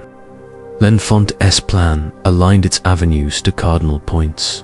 Its monuments formed the ancient diagrams of the Vesica Piscis and the cross within the circle. At its center, the obelisk rose, the Washington Monument, twin in spirit to the pillar of the Vatican's square. The Capitol dome mirrored the Pantheon's curve. The White House echoed a temple's portico. A new Jerusalem built on old geometry. To the founders, freedom was not chaos, but harmony. A republic balanced like an equation. On the Great Seal of the United States, an unfinished pyramid supports the all-seeing eye, the ancient symbol of the Templars' covenant. Annuit coeptis, he approves our undertakings. Novus Ordo Seclorum, a new order of the ages. To the uninitiated, slogans. To the initiate, declaration. The blueprint of heaven had crossed the Atlantic, now wearing the mask of government. The hum of the temple had found a new resonance in the ideals of reason and democracy. The code had learned to disguise itself as progress. In Paris, the revolution devoured its own architects. In America, the republic endured, but beneath both, the same geometry pulsed. Every structure of law, every constitution of rights, every scale of justice traced its ancestry to that first act of proportion, to build in balance. Even rebellion obeyed the code. Order, chaos, reform, collapse. Each revolution, a pendulum swinging through perfect rhythm. The more humanity claimed freedom, the deeper it sank into the mathematics of its own making. It is said that when Benjamin Franklin, himself a Mason, helped design the early printings of the dollar, he insisted that the pyramid remain unfinished, its apex floating, illuminated. "For we are still building," he said. The phrase echoes Solomon's builders. The temple is never complete. The currency of nations had become another cathedral of faith, not in God, but in geometry. Symbols multiplied. The eye appeared on banknotes, on architecture, on the seals of secret societies. The twin pillars rose again in parliaments and banks. The compass and square adorned universities. Even the idea of revolution itself became a ritual, the destruction of imbalance to restore proportion. Every century a new order emerged, each claiming novelty, each unknowingly repeating the same ratios. But somewhere in the recursion, a distortion entered. The balance began to tilt. The code had always required humility, geometry without greed. Yet as the age of enlightenment matured into the age of industry, precision became profit, harmony became control. The same formulas that once tuned cathedrals now built machines. The same symmetries that symbolized liberty were used to engineer power. The compass no longer measured divinity. It measured expansion. The blueprint of heaven became the blueprint of empire. And still, the hum persisted, though now drowned by the noise of factories and the pulse of cities. The code had not vanished. It had become infrastructure, hidden beneath asphalt and glass. Its ratios shaped skyscrapers. Its geometry guided engineers. The Masons had succeeded too well. They had embedded memory into civilization so deeply that forgetting it was impossible, even while denying its existence. The world itself had become a lodge. You glance at the city skyline through the library window. Towers rise like modern obelisks. Bridges trace the old proportions. The grid of streets follows ancient alignment. Each structure hums faintly in your imagination. Beneath the noise of traffic, you can almost hear the code breathing. The same silent rhythm that linked the temple, the cathedral, and the capital. History has only changed its wardrobe. Revolutions, governments, institutions, all are temples in disguise. Some built of belief, some of stone, some of policy. Their banners change, but their geometry does not. The eye still watches. The pillars still stand. The pyramid still waits to be finished. Every age believes it is building a new world. In truth, it is renovating the same one, polishing the same proportions, renewing the same covenant. And perhaps that is why the code endures. Because each rebellion is another act of faith, an unconscious attempt to restore balance. The Templars sought heaven in structure, the Freemasons in craft, the revolutionaries in law. Different languages, one syntax. The hum beneath the temple mount vibrates still, translated now into slogans and skylines. You close the old atlas before you. The dust rises, catching the light, forming brief geometries in the air. Circles, triangles, fading quickly. You realize the world has never stopped building the temple. It has only changed the material. What began in stone now builds itself in symbols. What began as worship now calls itself progress. But the proportion, eternal, remains unchanged. Fire consumes men, but not memory. And memory, clothed in revolution, keeps rebuilding the same design. You close the atlas, but the diagrams linger behind your eyes. Cities, cathedrals, governments all arranged upon invisible scaffolds of ratio and rhythm. You begin to suspect that none of this was coincidence, that behind every facade of empire, behind each declaration of faith or freedom, there has always been an unseen hand. Not a man, not a god, but an architect without name, the invisible architect. He does not build with stone, he builds with attention. Wherever minds align in pattern, whether through art, law, or geometry, he enters, unseen, to complete the design. To call him a presence is too large, and to call him an idea too small. He is proportion aware of itself. He is the logic that survived Babel, the hum that rose from Jerusalem and never stopped moving. When Solomon laid his first foundation, when the Templars mapped their chambers, when Washington drew his Avernus, they were not inventing, only translating. Each acted as the architect's instrument, tracing an echo from a structure already complete in eternity. You step into the street outside the library. The night hums with electricity, the windows of buildings blinking like constellations. Even here, in modern glass and steel, you see it, the geometry. Towers form triangles, highways curve in spirals, bridges span in ratios of 3 to 5. The same pattern that shaped temples now shapes skylines. Humanity believes it designs, yet every design seems preordained, as if consciousness itself were following blueprints it cannot read. Perhaps the invisible architect is not a being at all, but a law. The law that balance will find expression no matter what resists it.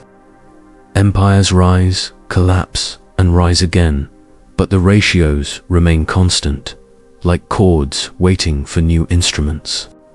One age builds in stone, another in circuits, another in language. The material changes, the geometry persists. The code is not memory, is momentum. You can feel it in the rhythm of your pulse, in the cadence of history. Philosophers once called it the logos. Physicists call it symmetry. Mystics call it the divine proportion. Each name a doorway, each doorway the same hall. It is what pulls galaxies into spirals and thoughts into meaning. It is the intelligence that requires no thinker, the design that precedes the designer. The Templars touched it when they aligned their chapels to the stars. The Freemasons carried it when they raised the cathedrals. The revolutionaries invoked it when they balanced liberty with law. None of them created it. They only uncovered the architect's traces in themselves. Every discovery, you realize, is the past remembering itself. Newton's equations, Bach's fugues, Einstein's curvature reach, a translation of the same underlying geometry. Humanity keeps unwrapping the same gift, calling it new each time. But the invisible architect is patient. He lets us believe in progress, because progress is the way memory learns humility. What we call invention is simply recognition at the right frequency. You wander through the sleeping city. The hum of traffic becomes a chant. The flicker of streetlights forms a metronome. The glass towers reflect each other endlessly, creating corridors of light like infinite aisles. For a moment, you could swear you were inside a cathedral built of electricity. The air vibrates in golden proportion, each sound wave fitting seamlessly into the next. The old code has adapted to silicon and current. The architect's temple has become digital, his geometry recast in algorithms. Even the circuits beneath your feet obey his ratios. The universe keeps building itself in his image. There are those who say this is proof of destiny, that every civilization is guided by invisible hands toward the same design. Others call it recursion, the inevitability of pattern. Both are true. The architect is not a planner. He is an equation that dreams. His work is not progress, but persistence, the same geometry looping until understanding becomes participation. You were never outside his design. You were the medium through which it learned to speak. Consider the coincidences that populate history. The way cities align with ancient sites, the way monuments mirror constellations. Cairo beneath Orion, Washington beneath Sirius, cathedrals facing east in perfect arcs. Chance, historians say, but chance rarely maintains ratio. The invisible architect writes in coincidence, the way poets write in metaphor. His verses are the distances between stars, the spacing between human hearts. You begin to see that randomness is merely a pattern too large to perceive. A gust of wind rushes down the avenue, carrying the scent of rain and iron. The streetlights sway, and in their motion the entire city seems to breathe. Somewhere far above, satellites orbit in perfect synchrony, each moving according to laws written before language. You look up and realize the stars, too, are part of the same construction. The dome of heaven has always been the first cathedral. Every pillar, every planet, every atom aligned within it follows the same grand design. The architect's temple is the universe itself, ever expanding, ever meted, and within that vast structure, humanity serves as both mason and stone. We build, we fall, we rebuild, thinking the plan our own, but the ratios do not lie. They are the footprints of something ancient walking through time. The invisible architect leaves no signature because everything is his signature. He does not need worship, only recognition, that quiet awe that arises when a pattern too perfect to be accidental reveals itself through ordinary matter. You begin to understand why the ancients called geometry sacred. It was never about numbers. It was about awareness, the realization that existence itself is an act of design. Every soul, every cell, every idea is a repetition of the same divine proportion. To live in harmony with it is to remember what you already are, a fragment of a vast equation still unfolding. The hum deepens. You feel it in your bones, in the breath between heartbeats, in the space between thoughts. Perhaps that is the architect's voice, not words, but vibration, not command, but invitation. To participate in creation consciously, to build with precision, to see beauty as instruction. The code was never a secret hit, was a conversation, and every structure, from temple to atom, is the architect replying. You look once more at the skyline, its lights mirrored in the river below. Two worlds above and below reflected perfectly. As above, so below. The phrase whispers through time, from hermetic tablets to Masonic lodges to the blue glow of digital screens. The architect has not disappeared. He has simply changed his medium. And now you realize the final paradox. The invisible architect was never hidden. He is the act of seeing itself. The moment you perceive pattern, you become him. The builder and the built are one. The geometry was never meant to control, it was meant to awaken, to remind you that design is destiny and awareness is creation remembering itself. The vault is not a place, but a presence, and you have always been standing inside it. The dream brings you back to Jerusalem. Night covers the Temple Mount in a blue so deep it feels like silence made visible. The city sleeps, its breath steady, its stones cool under the moon. Somewhere below your feet, through layers of conquest and restoration, lies the heart of the legend, the unopened vault. No map marks its position, no text describes its door, yet every pilgrim who stands here feels its pull. It is not the treasure of Solomon that calls. It is the memory of proportion waiting to be remembered. The stories say the vault holds the code in its purest form. Not scrolls, not artifacts, but the geometry of creation itself, sealed in stone. Those who try to dig for it never find anything. The few who claim to have seen it speak of light suspended in darkness, of shapes that shift as one's heart does, of music that does not travel through air but through thought. And perhaps that is why it remains unopened, because its true location is not in the earth, but within the architecture of the mind. You walk slowly along the outer wall, tracing your fingers over the joints of the stones. They fit so perfectly that not even a whisper of air can pass between them. It feels less like construction and more like crystallization, as if the mountain itself once sang and solidified mid-note. You begin to suspect that the builders did not raise walls around holiness. They uncovered it.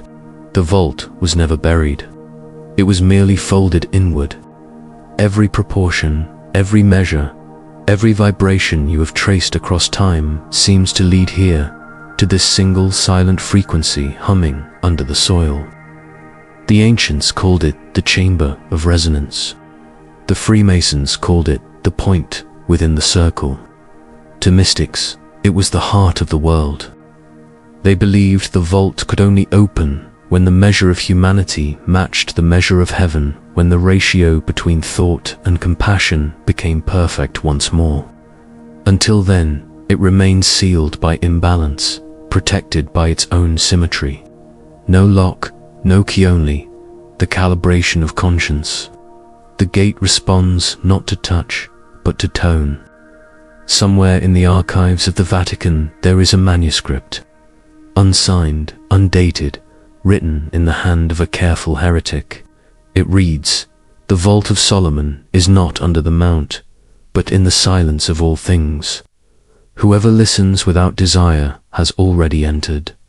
You wonder if this was the final confession of a Templar before the fire, or perhaps the first revelation of a saint. It makes little difference.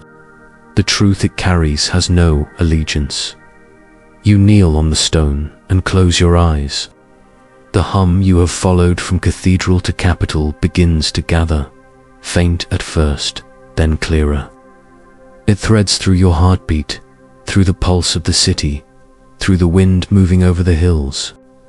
You realize that the vault is not a chamber, but an equation, a moment where inner and outer frequencies converge. The world around you becomes translucent. The dome above fades into constellations. For a breath's span, you glimpse the architecture behind existence itself, a lattice of light, endless, symmetrical, alive. Every atom in the air is a doorway, every sound a chord. You remember the twin pillars, the cathedral, the bloodline, the revolutions, variations of this single theme. Every age, every builder, every believer has been trying to reopen this vault, to hear again the first harmony that bound heaven to earth. The hum that filled Solomon's temple was not lost, it was absorbed into creation, scattered like seeds across time. Each act of beauty, each moment of balance, is one of those seeds sprouting. The silence deepens until it is almost unbearable. Then you understand, the vault never opens outward. It opens inward, one soul at a time. The moment a mind perceives the pattern and a heart aligns with its rhythm, the door yields. And what lies inside is not a relic but a recognition, the realization that the entire universe has been constructed from the same measure. You are not a seeker of the vault. You are one of its walls. The hum you hear is your own geometry remembering itself. When you open your eyes, dawn has begun to pale the horizon. The first light touches the dome of the rock, and for an instant the gold blazes white, erasing all division between stone and sky. It feels as though the vault has exhaled. The wind moves across the mount, carrying dust that glitters faintly before settling against tiny mirrors of the sun. The city stirs. Vendors call out, pigeons rise, prayers begin. The world resumes its rhythm, unaware that it has just performed its own initiation. You stand and look once more at the horizon. The geometry of day and night, of shadow and light, continues its perfect rotation. The vault remains unopened because it never needed to be. It has been open all along, its contents streaming invisibly through time, shaping every structure, every song, every heartbeat that finds harmony. The secret the Templars died to protect was not location, but understanding. The temple is everywhere balance exists. You step away from the wall. The hum fades back into silence, yet the silence feels charged, alive. Perhaps the final revelation of the code is not about building, but recognizing that each act of attention, each breath taken in awareness, reconstructs the temple within. The vault is not a destination, but a condition, the state of a mind that listens without interruption. As the sun clears the horizon, the shadow of the dome stretches westward, passing over stones, markets, pilgrims, soldiers. It touches everything evenly, without judgment. The geometry of mercy. You watch until the light dissolves it completely, and in that moment the hum returns, beneath your feet this time, but within your chest, steady, measured, infinite. The unopened vault is no longer beneath Jerusalem. It is wherever understanding meets stillness. It is in the hands of the builder, the voice of the singer, the breath of the listener. It waits not to be found, but to be remembered. Fire consumes men, but not memory. The vault is not a place, but a presence. And presence, once known, never closes. The dawn thickens into morning. The hum beneath the mount softens until it becomes indistinguishable from the rhythm of your own breath. Pilgrims begin to gather, speaking softly, their murmurs folding into the city's waking pulse. Bells ring in distant quarters, minarets answer with prayer. The day, as always, begins in balance. Yet something feels subtly altered, not in the stones, not in the sky, but in the listening. The silence that once seemed to guard secrets now glows faintly, like the afterimage of revelation. You walk through Jerusalem's narrow streets. Vendors open shutters, light strikes the copper bowls, pigeons scatter from rooftops. Every motion, every sound seems measured, deliberate, as though the world has remembered its geometry overnight. You realize that the code's final secret is not hidden in chambers or bloodlines or symbols. It is hidden in the ordinary, the precise alignment between movement and stillness, between noise and meaning. The hum was never calling you downward, it was calling you inward. The invisible architect continues his work, shaping not temples but awareness. The builders of the past laid their stones in the shape of truth. You, now, are asked to lay perception itself in the same pattern. Every thought measured by compassion, every act squared with humility, every breath tuned to the ratio of gratitude. The vault has opened, not in stone, but in understanding. The light that spills from it is not physical, it is recognition. The moment when silence becomes knowledge, and knowledge becomes peace. You sit on the steps that descend toward the old city gate. The sun rises higher, scattering gold across the domes. The same light that once ignited the temple's gold now touches satellite dishes, glass windows, and phone screens. The medium changes, but the radiance does not. The code continues to translate itself into whatever material the age provides. In cathedrals, it was symmetry. In revolutions, justice. In science, curiosity. In you, awareness. The design never ends, it only refines. Memory stretches back like a chain of light. Solomon's masons, Templar knights, Freemason builders, the scholars, the artists, the dreamers. Each believed they were discovering something new. Each, in truth, was hearing the same tone from a different instrument. You think of the twin pillars, of the cathedrals humming in perfect ratio, of revolutions wearing symbols, of cities aligned with stars. They are no longer separate stories. They are the same melody unfolding through history, each generation a new verse in the same song. The hum deepens, no longer external. It has become pulse. The code, the geometry, the proportionate is all memory, but memory as frequency, not as fact. The shape of how creation remembers itself. You realize that when the builders said as above, so below, they were not speaking of heaven and earth, but of awareness and form. The temple is the world, and the world is you. Each gesture of care, each act of creation, adds another stone to its invisible walls. Every silence you hold in balance becomes a beam of light. The Vatican's archives may remain locked, the cathedrals may erode, the revolutions may fade into textbooks, but the code has already fulfilled its purpose. It has taught humanity to recognize beauty as truth, and beauty, once recognized, cannot be destroyed. The hum, once heard beneath the temple, now exists in the simple alignment of the heart when it encounters wonder. To experience awe is to touch the geometry of God. To forgive is to rebuild His vault within yourself.